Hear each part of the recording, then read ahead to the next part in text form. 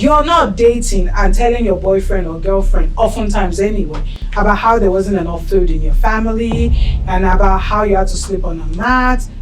You didn't tell me none of that, and I sure didn't disclose mine. It was much later. I did disclose. It was later I found out the days you sold Gary.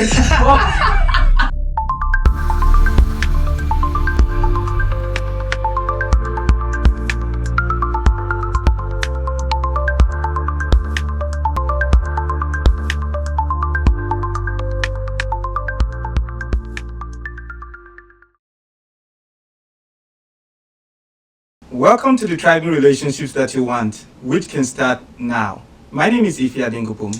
And I am Dami Adingupu, and we are your hosts of the Thriving Relationships Now podcast.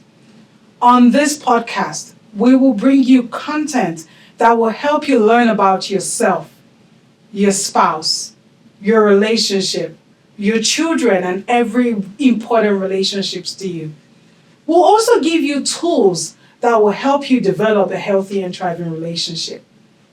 If you haven't subscribed, this is an invitation to join us on a journey of learning and growth. If you have subscribed, thank you and congratulations on joining us on this journey of learning and growth. Now let's dive into the conversation for today. Absolutely. So today we're going to be having a conversation about some of the experiences we've had over the last 5 years and kind of going into why do so many adults who are supposed to be adults in age really have what we've seen to be childlike behavior, like just adults acting like 7-year-olds. And it kind of follows on from our conversation last week about kind of wounded child, wise adults. We want to dig into it a little bit as to why we think, from what we've been learning over this many years, both from studying as well as studying people and the couples we work with, as to why we think there's grown amazing people when it actually gets to relationship and marriage, where they act literally in the most childish manner that you would not believe. The answer is simple. What? Oh, you know the answer already? Share with us, please. Share with the people.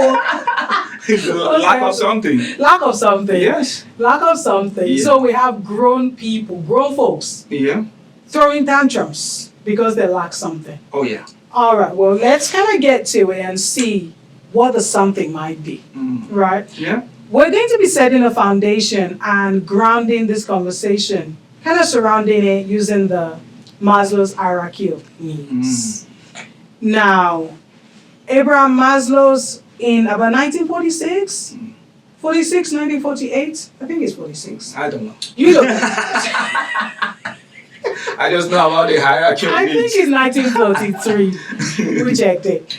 Abraham Maslow's in 1943 first characterized the 5 hierarchy of needs. And then a little bit later, I think 1960 or 1970, then added 3 more. So we have this kind of pyramid-like structure that has 5 original hierarchy of needs, and then we've since added 3 more. And the idea is that from the bottom of this kind of pyramid to the top is like basic needs at the top, at the bottom, and then it works its way up. And the idea is that for us as humans to grow up to be holistically healthy people, we need to have these needs met in us so that we can develop both healthy mind, healthy body, and so on.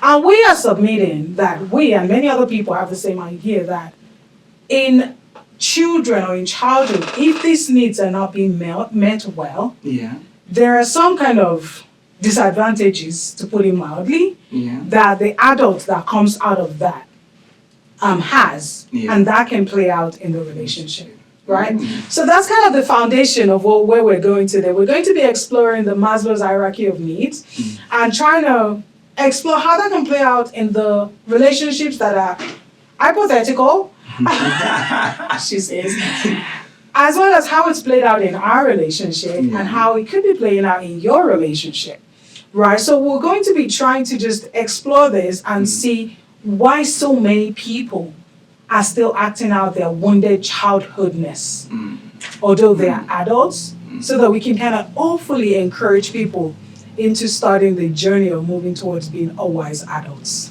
So, Dave, do you want to lead us with the first one? Yes, the first one is physiological and biological needs. What does that mean? No, these are just the basic needs that we need as children, like, for example, or even adults, humans. You're talking about food, shelter, nutrition, sleep. These are basic needs, because without these needs, we can't survive. Absolutely. But, there are people in this world that cannot even find that food to eat. Of course. So what happens then? I think we live in such a broken world that the truth is food, sleep, water, feeling healthy is a need. Because if you don't feel well, if you don't have food, if you don't have water, if you don't have shelter, if you don't have sleep, you're not going to survive for long as a humankind, right? Yeah. And it's a basic need. But the truth is, we live in a fallen world. We live in a world where there's war. And there are people who don't have shelters and they live in camps, right? We live in households where mom and dad are doing the best they can, but they still can't provide enough for the kids. We live even in our country, where there is also what they now call food insecurity. When you say our country? Whoa, we live in Canada. Okay. In Canada, even in Canada. All right, we come from Nigeria, we live in Canada. We are Canadians. Okay. Anyway, even in Canada, there is food insecurity. So if you then imagine a child who grows up and this basic need is not met, it could go two ways, right? Yeah. That could shape a child who then turns up to be an adult and has a heart of gratitude.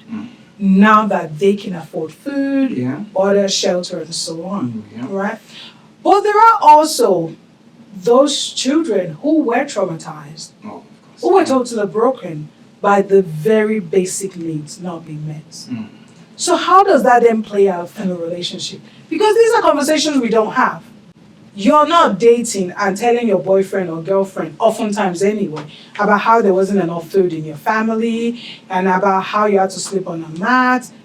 You didn't tell me none of that, and I sure didn't disclose mine.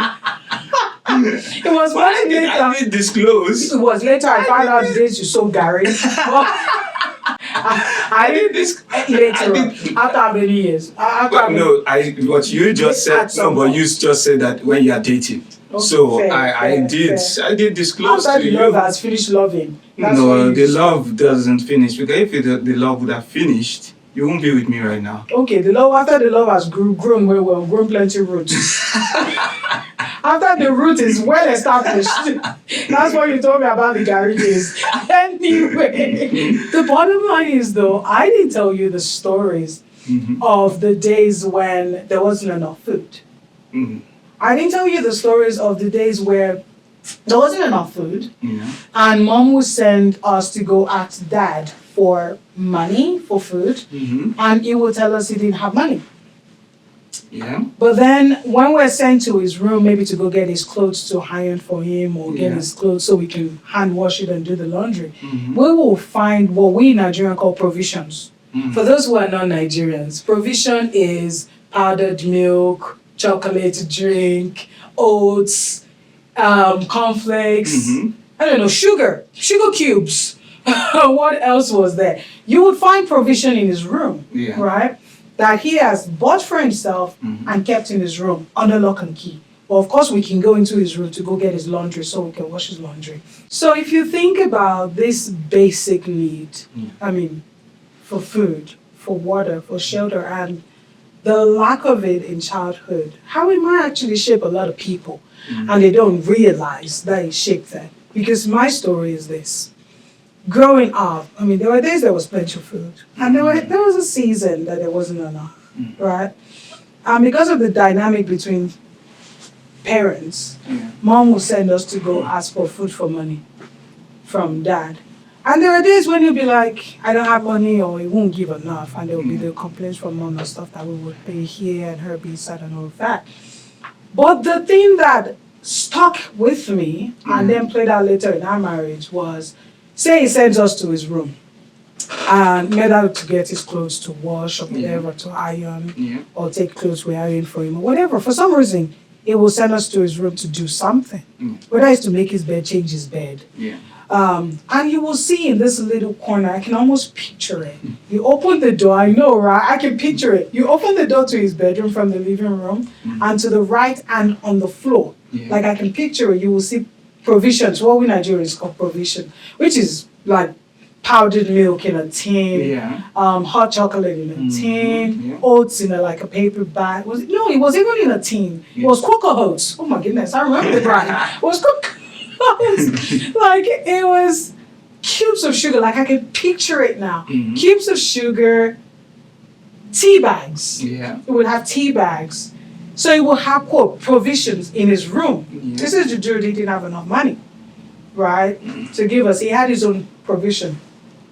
And I remember as a young girl thinking, how is it possible that you don't have money to give to us? Or you don't have enough to give to us, but you have enough to buy provision.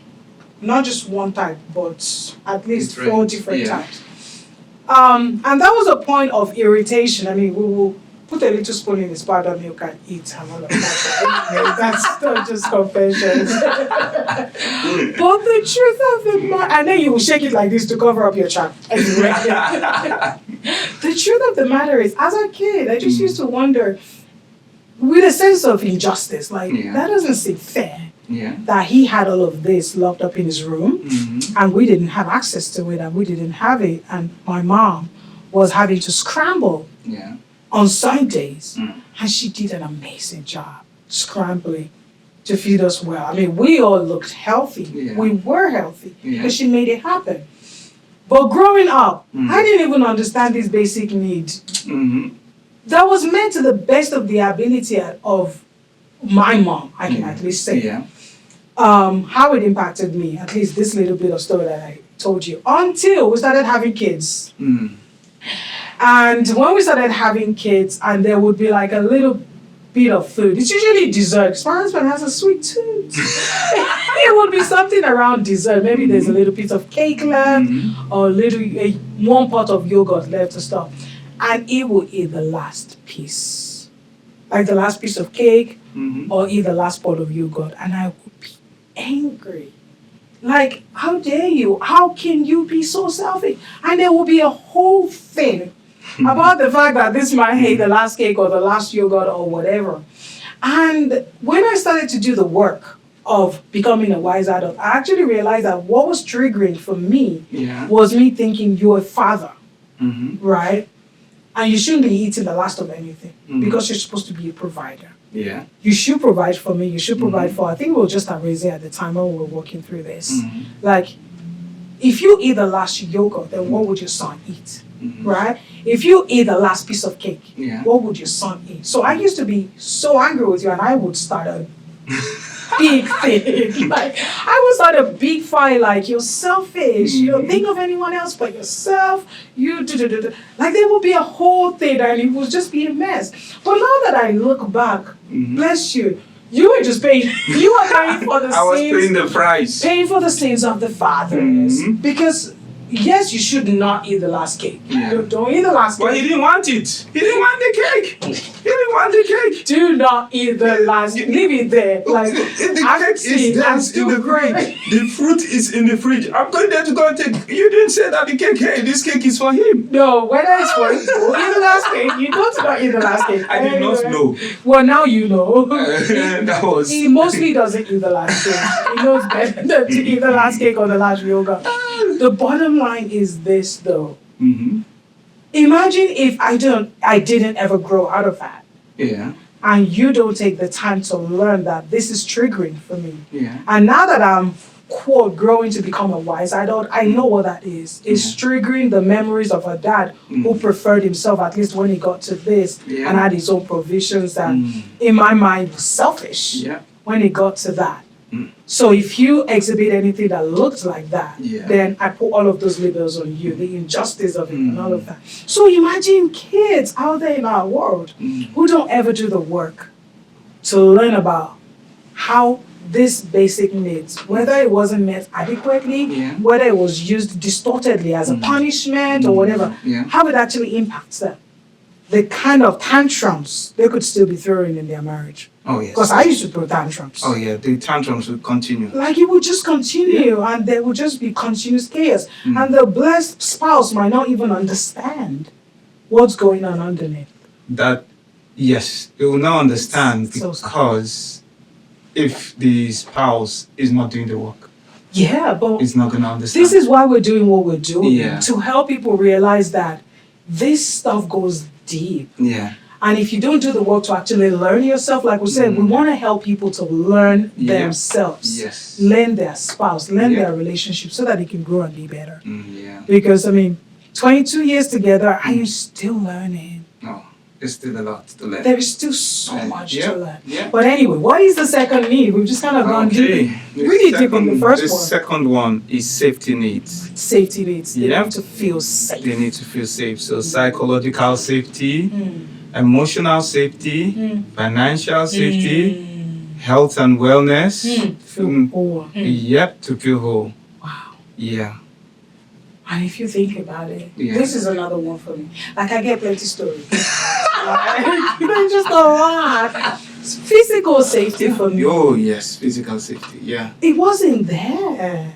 Like, if I think back at it,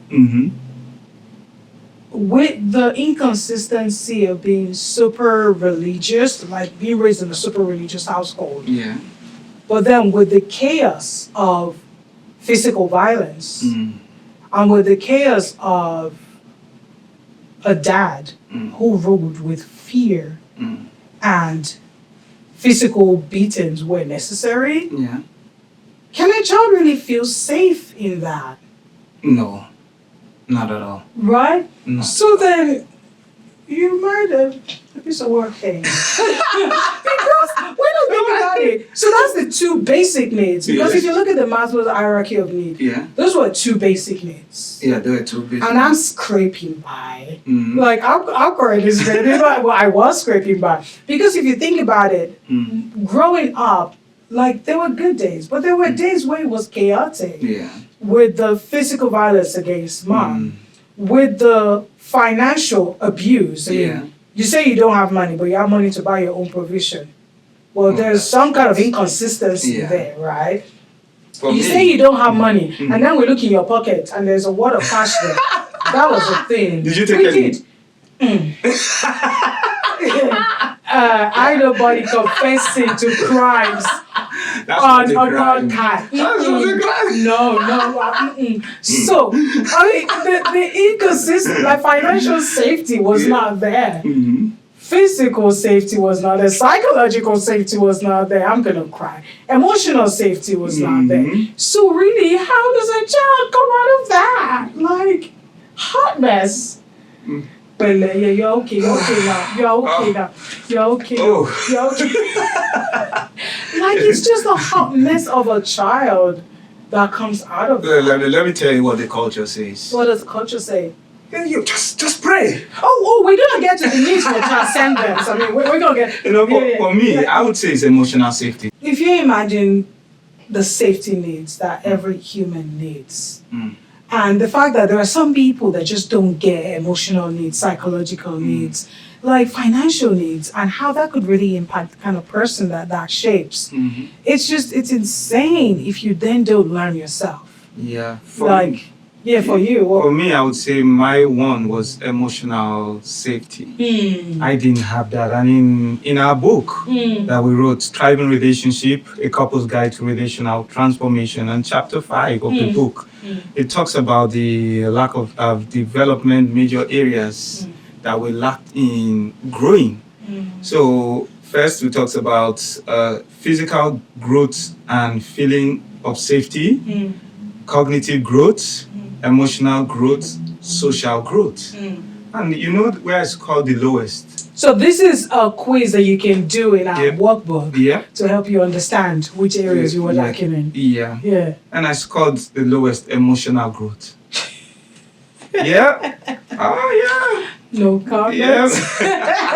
Go get a book. It's an Amazon. Go find out which Yeah. areas it is that you are lacking in. I mean, how that played out though? How did that play out in our marriage? How did that play out? I would say that it was. I didn't know how to empathize. Yeah. I had no idea on how to. My wife would just be looking at me like, what kind of used to human be being like, I married? What is going on? Yeah. When a person cannot connect Yeah. with another person's, almost cannot connect with another person's pain Yeah. on a level that for me at the time felt unhuman. Like, It wasn't my fault. like, how can you not be able to empathize? It would just be like, oh, so that happened. Oh, okay, let's move on. I'm like, like, what do you mean, let's move on? Like, the inability to sit in other people's pain Yeah. and just empathize and just be there. It's just like, let's run as fast and as far. Maybe I was running away from pain. I didn't like pain. Yeah. Probably. I just, well, you and your therapist. We can do that one. But for real though, we have seen a lot of people though who lacks, would I call it emotional connectivity? Like they're just not able to connect on a deep and emotional level, and they cannot empathize, they cannot sit in discomfort. Yeah. And in a relationship, that is disastrous because if you cannot empathize, you can't sit in hard stuff with your spouse and listen and empathize and be there for them. Yeah. How is your relationship going to be healthy? Like, how is it going to be healthy? It's not going to. And imagine now in this area that we are living, that we have children that are emotionally sound. They are taught emotional intelligence at school. Like, their emotional intelligent quotient is high. Yes. So then imagine those children whose school teaches them about empathy, perseverance, like all the big words that we didn't even know until we were teenagers. And then they're being raised by adults who don't have any of those because those needs were not met. Yeah. So not only does it impact marriage relationship or intimate partner relationship, it also impacts parent-child relationship. Yeah. Like, so this is huge. Like, parents throwing tantrums, trying to raise kids. That's real. That's why we say, if you know that you are in this situation, get the help. Get the help. Don't stay in that situation and just do nothing.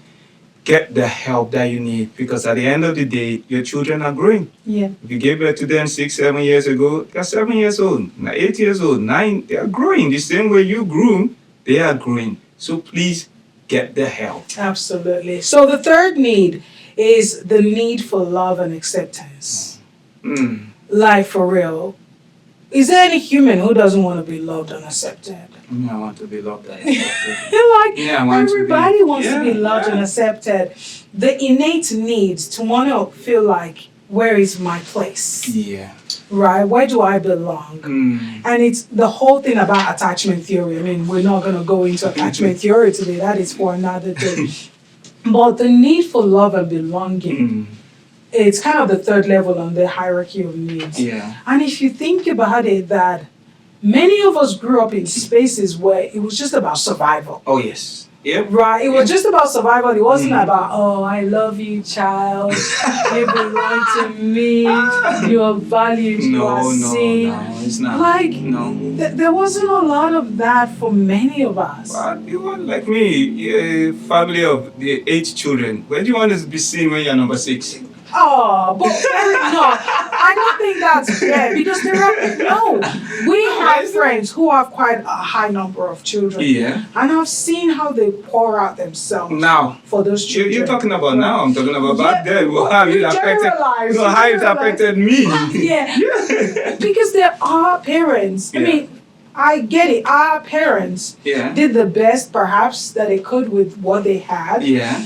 But this need for love and belonging sometimes can actually override the need for safety and food and water. Like, just let me know you love me. Yeah. And there are many grown folks now who have actually found themselves in dysfunctional marriages just because some guy or some girl said, I love you. They rushed into it only to find out that it wasn't what he should have done.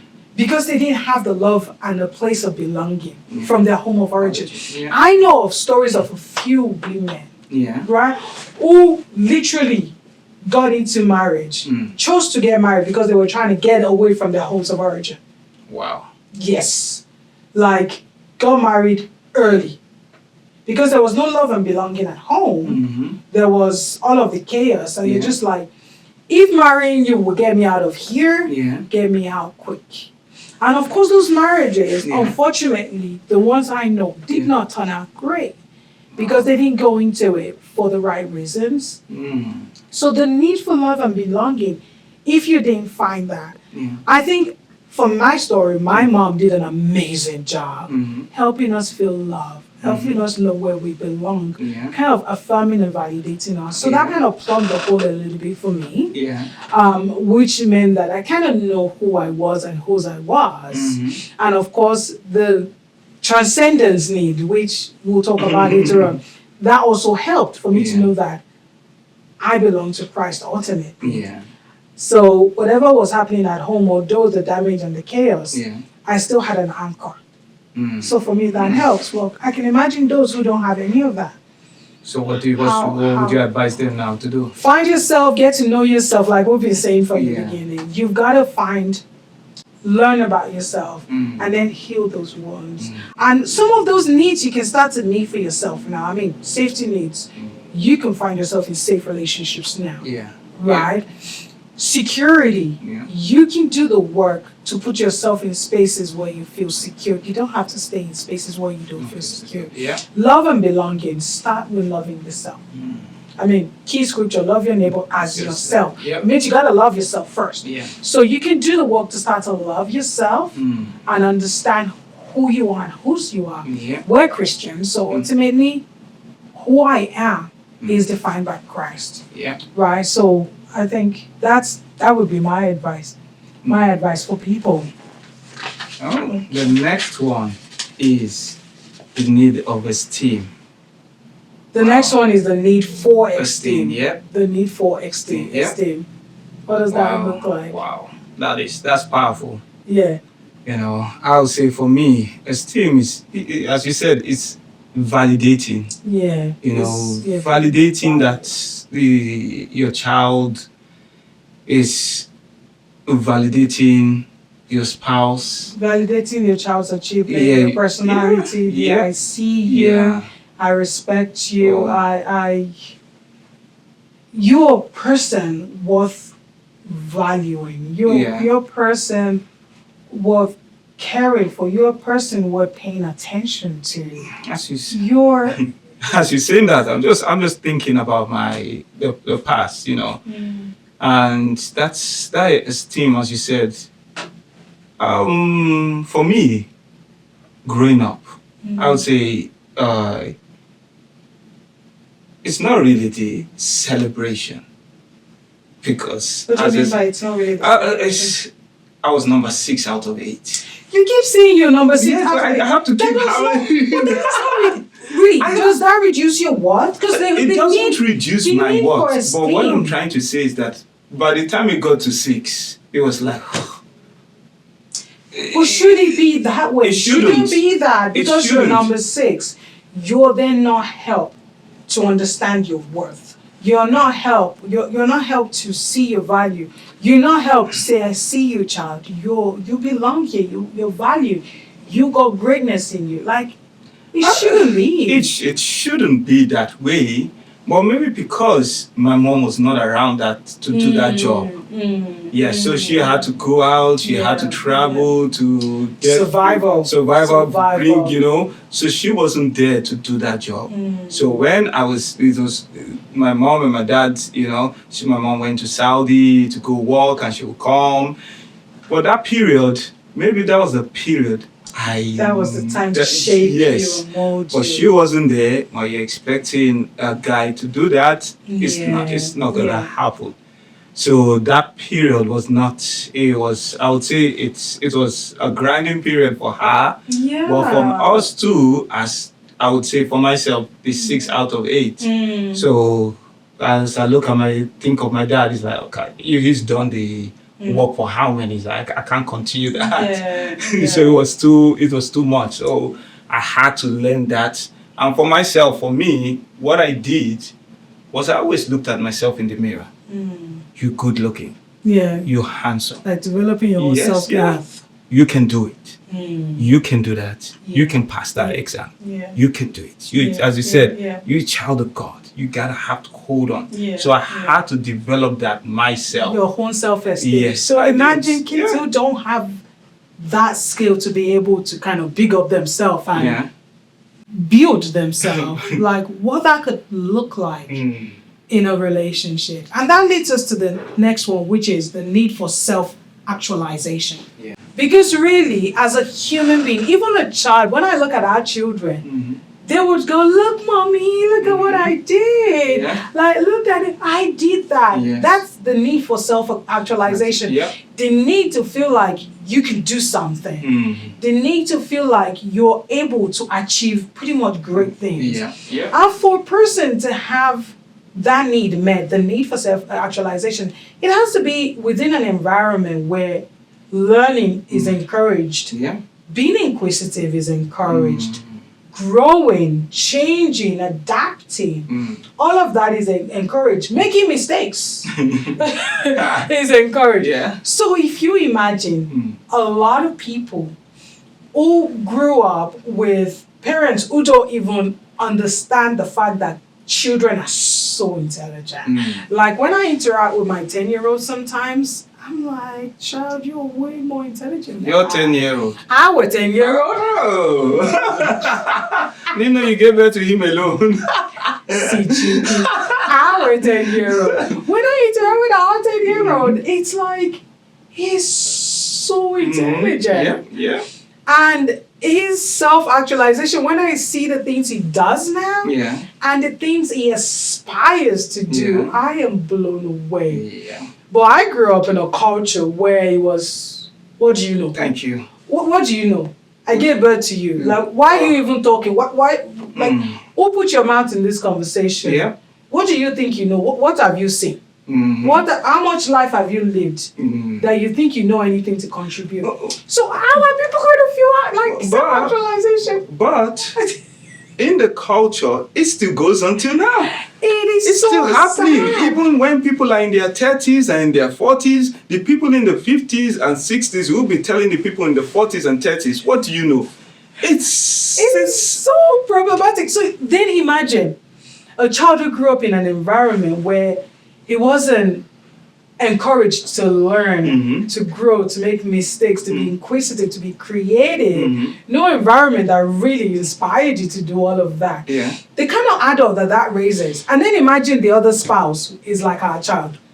That would be empowered. What that could look like. Recipe for disaster. And this is playing out today. We worked with a couple where the biggest complaint the girl had was that he just didn't seem motivated to. Do you remember this one? Yeah, but wait. She was like, he just didn't seem motivated to go get it, like to go do stuff to achieve greatness. And she was just like, how is this one if we have kids? How is this one like? No, but in that context, as you said, it's always the other way. The women that are more ambitious than the guys.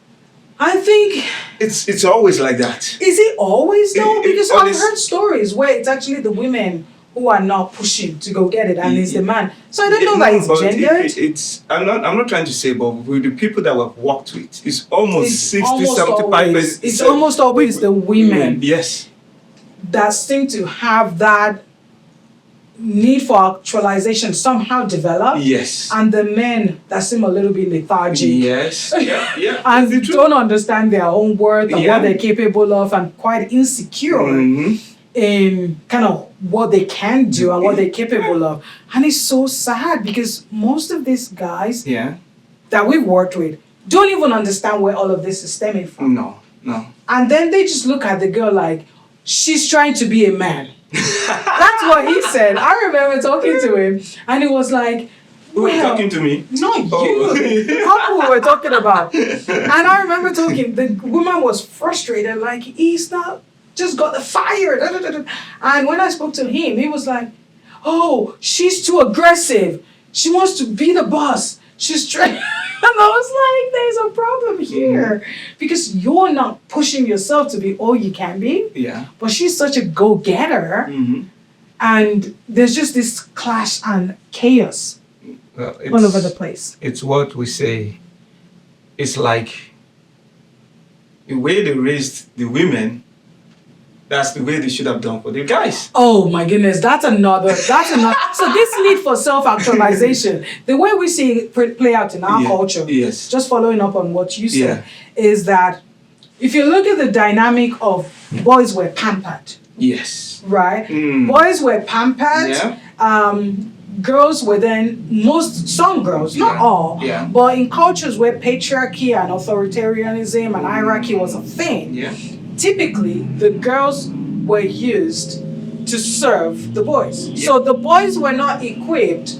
The boys were not equipped with the tools and the skills they needed for actually self-actualization.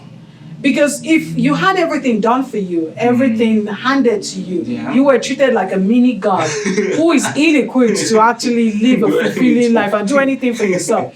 How are you going to develop any kind of... No, you can't develop anything. Fight, any kind of... Nothing. Actualizing or building or anything. No. So now we have a generation actually of women who have been trained through pain and through unfairness, through patriarchy, to be strong, to be intelligent, to be fighters, to be go-getters. And we have a bunch of men who are your highness.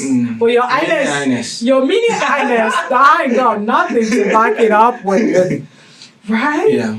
And that, again, in a marriage dynamic. It's not going to work. It's not going to work. I think it's something we'll talk about in another day. Because it's like you have a Proverbs 31 woman and you are not a Proverbs 31 man. It's not gonna work. All right, that's another podcast. Yes, that's not today. That is not today. But that leads to cognitive needs. Right? The need to want to learn, the need to want to develop, the need to want to grow. So now we're going into kind of the additional needs, the need to want to learn. Now, I would say if we were classing this, cognitive needs in some cultures is actually quite high up. Because in cultures like ours, where was I? Go to school. We were not. Number one. Forget if you're safe or not, whether you have eaten or not, whether daddy beat you in the morning or not, you're going to develop your brain. You don't need emotional intelligence or financial safety, but cognitive. And you forgot one more thing. What's that? Develop curiosity. Oh, okay.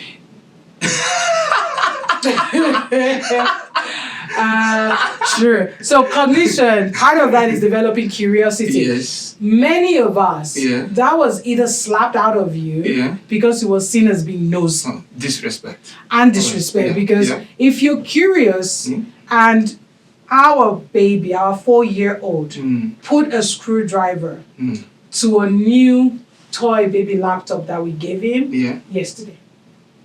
He unscrewed it. Now, growing up, if you did that, they will call you Appa. Like you are trying to spoil the thing. But he said to me, "But mommy, I want to see the battery. I want to fix the battery." And I'm like, "But daddy put the battery already." But that's curiosity. Yes, it is. He found a screwdriver. He put the screwdriver in it. He unscrewed it, and then I caught him in the act unscrewing it. And I told him to, like, "What are you doing? Why are you doing it?" And he told me what he was trying to do. And all it was curiosity. Growing up. That would not have been interpreted as curiosity. Right? So a lot of people actually had some part of this need met, like this cognitive need. I.e., we were sent to school, guarantee. Many parents made great sacrifices, right, for academics and for our educational needs. But cognition goes beyond that. Right? A lot of us just don't have self-awareness. A lot of us are just zero curiosity. Don't even know how to do it. So just imagine these adults, man, walking around our world. No, it's also knowing what makes you angry, you know? What's triggering you? What triggers you? Why is that happening? Just know yourself better. And how can you know yourself better if you're not curious? You have to be curious to ask the questions and ask the right questions, right? And if you've not been empowered to be able to ask questions, because growing up we were not allowed to ask questions. It's like, who are you questioning? I don't owe you an explanation. Who are you questioning? Yeah. So we have a whole host of adults who lack these key life skills. There's just something you said right now. Know the questions and know the right question. Right. Okay, so let's assume someone from nowhere doesn't know the type of questions to ask. That's why we do what we do. This is why we literally started our coaching business, Thriving Relationships Now Coaching, so that we can work alongside individuals and couples to coach them on this journey of learning and growth. Oh. Because if you're curious, it starts with curiosity. What am I feeling? Oh. Why am I feeling this? What could be contributing to what I'm feeling, both now and in the past? But if you don't even ask, what am I feeling? How will you get to why am I feeling it? Or what could be contributing to this? So one of the things you could do is we can support you, or there are tons of resources online these days that can help you develop the skills. But the next need that we should get to is the needs for, it's called aesthetics. So many of us don't even know that word. When we were growing up, like aesthetics, what is that? No. All right, let's break it down. No, we didn't. We knew it, but it wasn't allowed at home till we got to university. Many of us snuck the makeup. The makeup that was for women, of course. That was the aesthetic, the powder and the lipstick. Yes. But aesthetic needs, though, is the need for beauty. Right? It's the need for form, it's the need for balance. Right? Everybody likes beautiful and pretty things. Of course.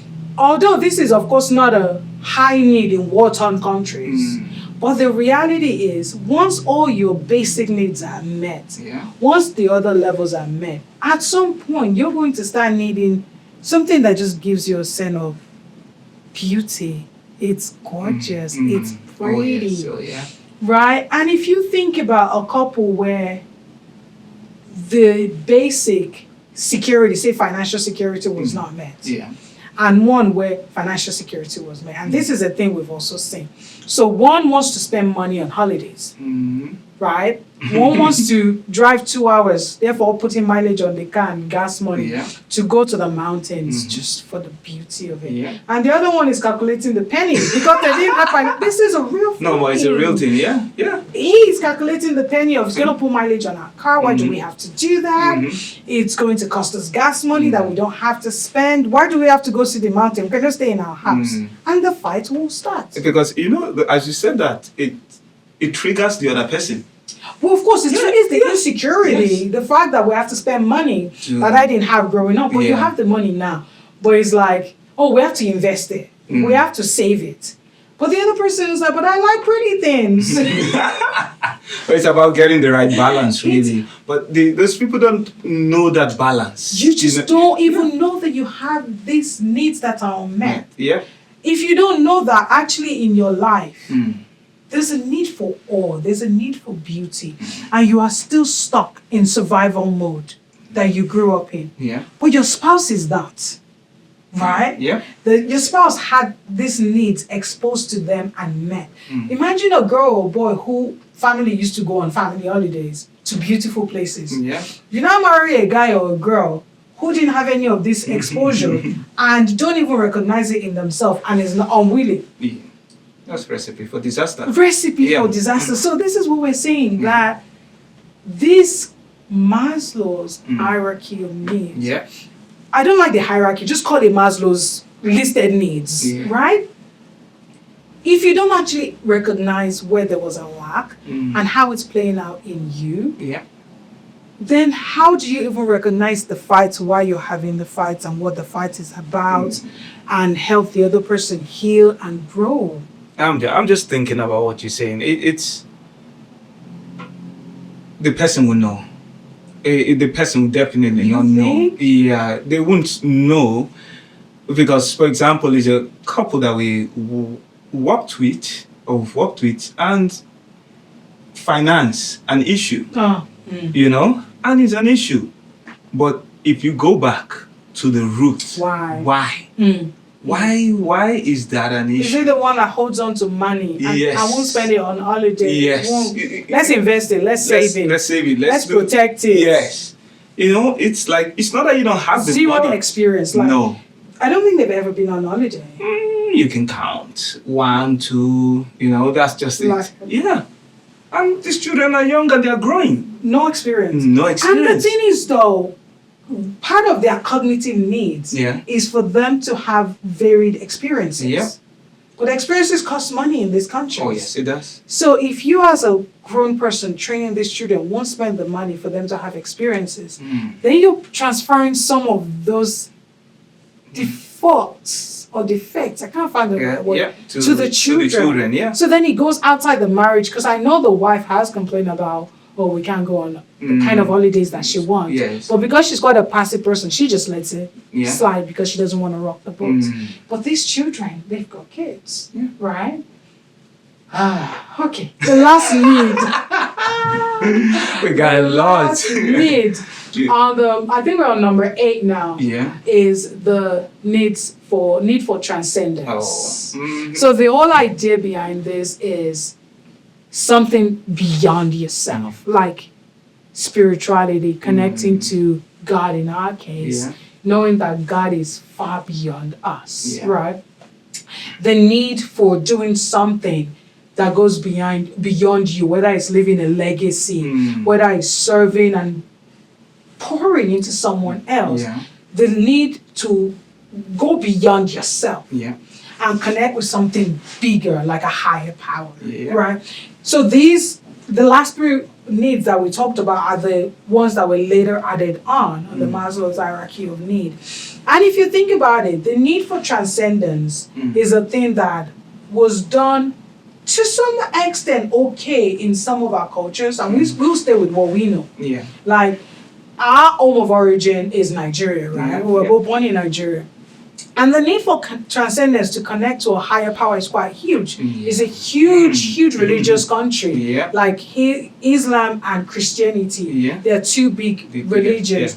And the idea behind those 2 is that there's something bigger than it, right? Yes. There is God. For us, we believe in the Trinity. There is the Father, there's the Son, there's the Holy Spirit.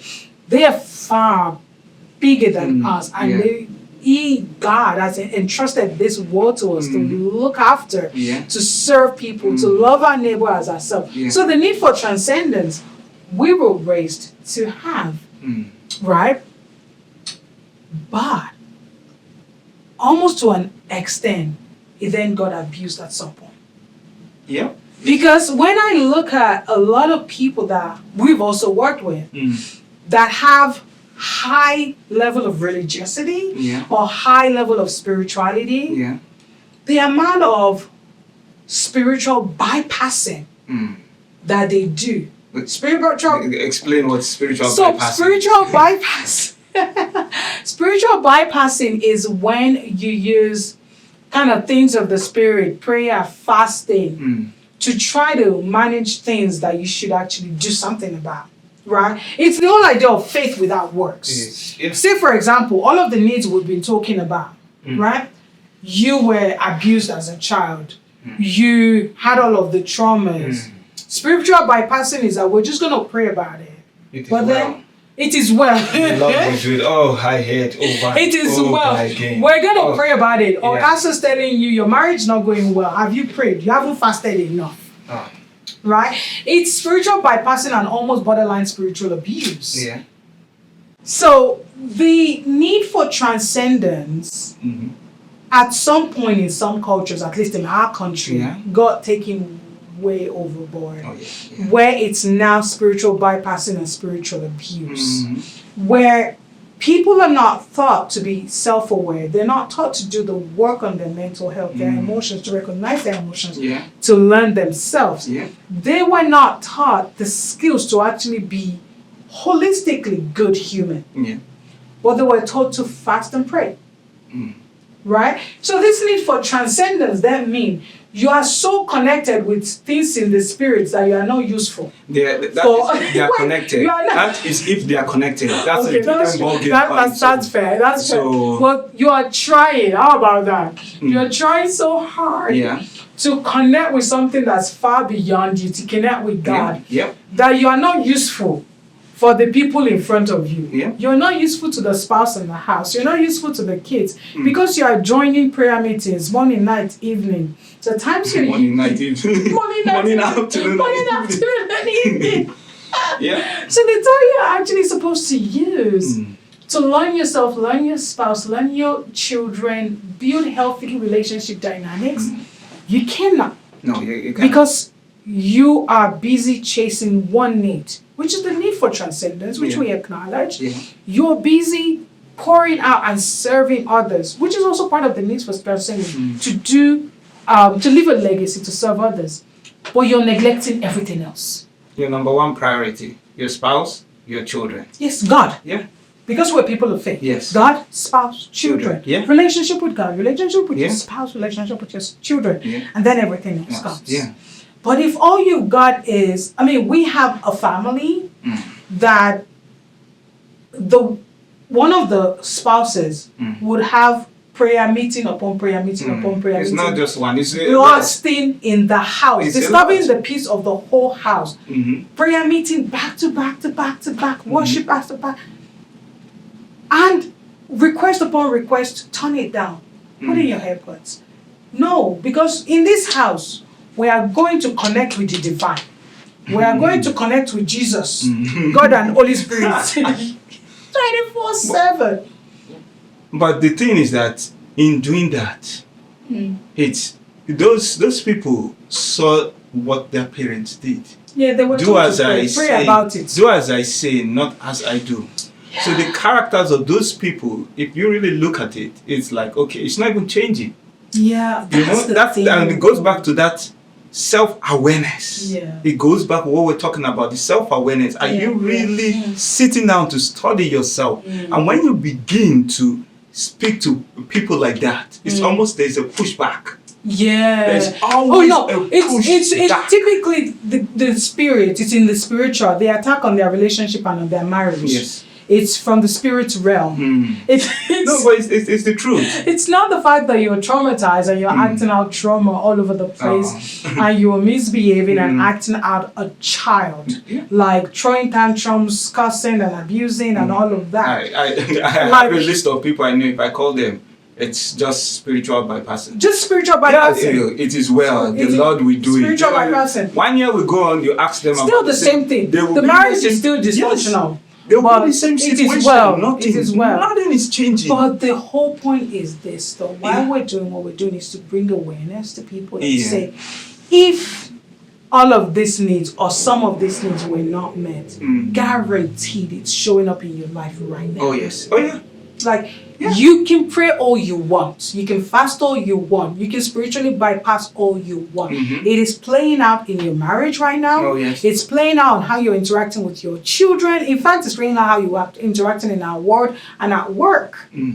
If any of these needs were not met, it's time to sit down and take stock. Yeah. And then start to meet those that you can make for yourself. Do the work to learn, to grow, to heal. And come alongside your spouse and do the work together. That's right. Right?